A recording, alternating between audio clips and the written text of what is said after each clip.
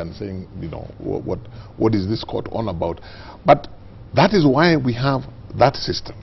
Yeah. The minute that that we try to step out of that system, then we are in an basically an anarchical situation, and that's the price we have to pay for constitutional order.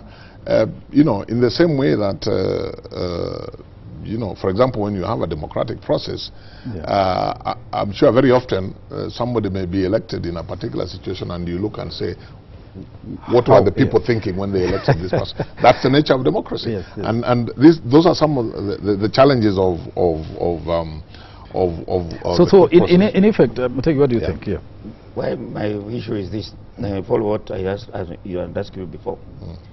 Suppose your commission went to the High Court and said, look, the Speaker of the Senate, you disobeyed the court order, you, not Speaker, maybe the clerk, whoever summoned that committee, whoever decided to organize that committee, despite the court order. Your commission goes to court and says, look, you disobeyed the court order. Would you be said, therefore, you no longer started your commission? Suppose your commission decided... No, no. You have the mandate. Our commission would have that mandate if... But you see, there's already a matter, Nyachae, there's already a matter in court. Yes. There's already a matter. So it would not be necessary for us... As of now. For us to go to court again. And for me, what is more important is not so much seeking to commit somebody to cite somebody for contempt. Two things are more important for me, Nyachae. One is that the court makes a determination, resolves what appears to be a dispute, whether it's genuine or not, but it resolves it. And number two, and most importantly, that the court, having resolved the dispute, we then all respect it, so that we all know that ultimately, if there is a question of interpretation, then we all accept that, and there can be genuine issues of interpretation. Currently, we are at CIC. We are at the request of several governors. We are grappling with the issue of the governors who have been, because they've written to us to ask an opinion, the governors who have been summoned to appear before the Finance Committee of Senate. Yes. And our position, in fact, when I leave here, I'm going to sign the letters to them. Our position is, in terms of appearing before the committee, we are very clear that Article 125 requires that you must appear before the committee. Now, when you get before the committee, there may be questions because there are issues of accountability to the county assembly, and the Senate wants accountability to it. Those may be genuine questions, because you cannot have the same identical accountability being on the one hand to the county assembly and on the other hand to the Senate. So it may well be necessary, and this is one of the things we have suggested to the governors.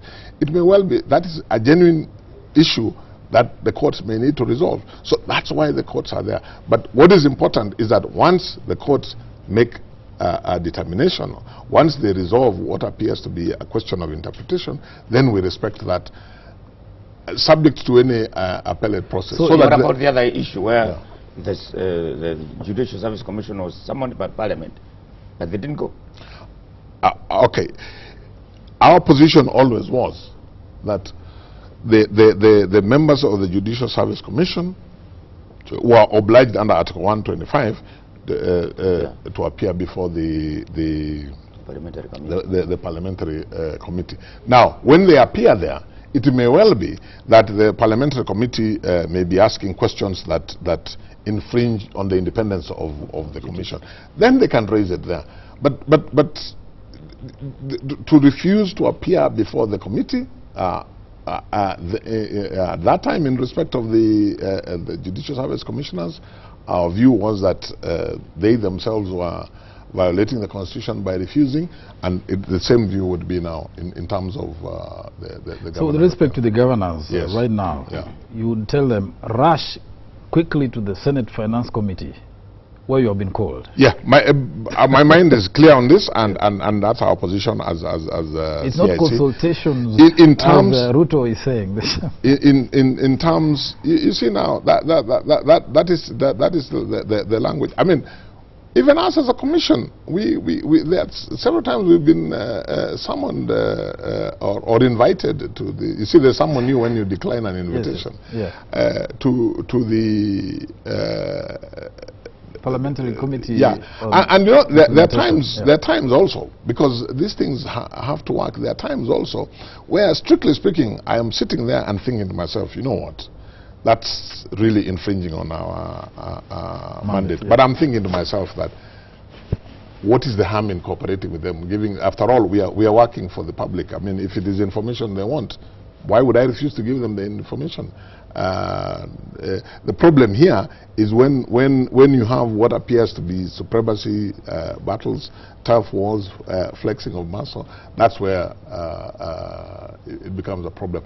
Otherwise, the Constitution contemplates that, you know, all these institutions and offices will work together for the benefit. Okay, looking at the law of devolution, the County Governments Act, you know, there are these huge, scandalous reports emerging from the county government so far.